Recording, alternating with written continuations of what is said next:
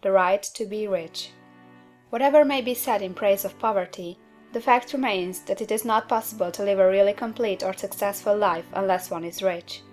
No man can rise to his greatest possible height in talent or soul development unless he has plenty of money, for to unfold the soul and to develop talent he must have many things to use, and he cannot have these things unless he has money to buy them with. A man develops in mind, soul, and body by making use of things, and society is so organized that man must have money in order to become the possessor of things. Therefore, the basis of all advancement for man must be the science of getting rich.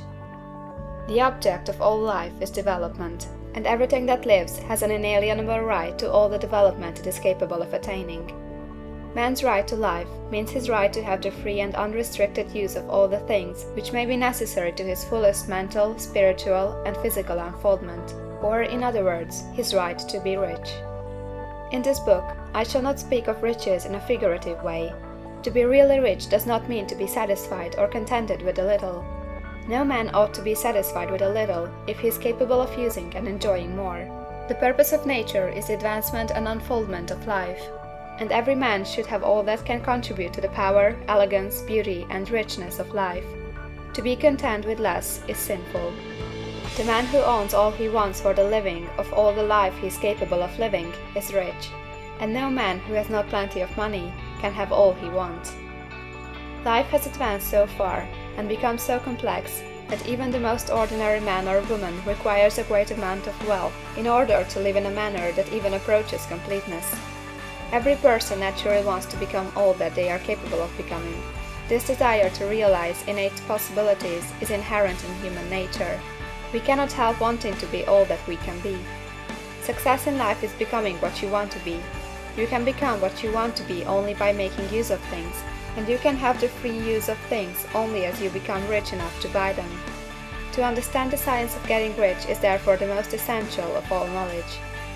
There is nothing wrong in wanting to get rich. The desire for riches is really the desire for a richer, fuller, and more abundant life, and that desire is praiseworthy. The man who does not desire to live more abundantly is abnormal, and so the man who does not desire to have money enough to buy all he wants is abnormal. There are three motives for which we live. We live for the body, we live for the mind, we live for the soul. No one of these is better or holier than the other. All are alike desirable, and no one of the three, body, mind, or soul, can live fully if either of the others is cut short of full life and expression. It is not right or noble to live only for the soul and deny mind or body, and it is wrong to live for the intellect and deny body or soul.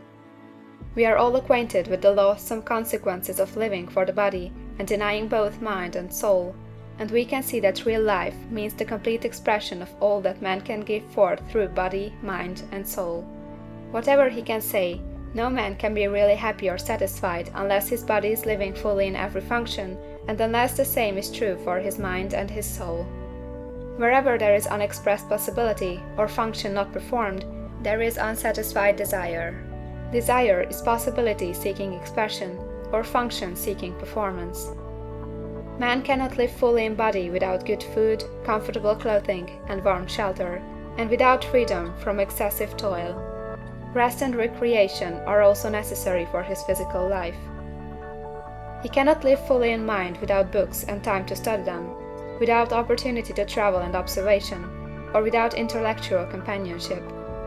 To live fully in mind, he must have intellectual recreations, and must surround himself with all the objects of art and beauty he is capable of using and appreciating.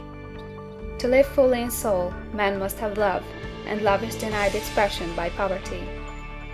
A man's highest happiness is found in the bestowal of benefits on those he loves. Love finds its most natural and spontaneous expression in giving. The man who has nothing to give cannot fill his place as a husband or father, as a citizen or as a man. It is in the use of material things that the man finds full life for his body, develops his mind, and unfolds his soul. It is therefore for supreme importance to him that he should be rich.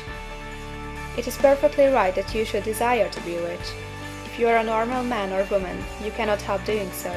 It is perfectly right that you should give your best attention to the science of getting rich, for it is the noblest and most necessary of all studies.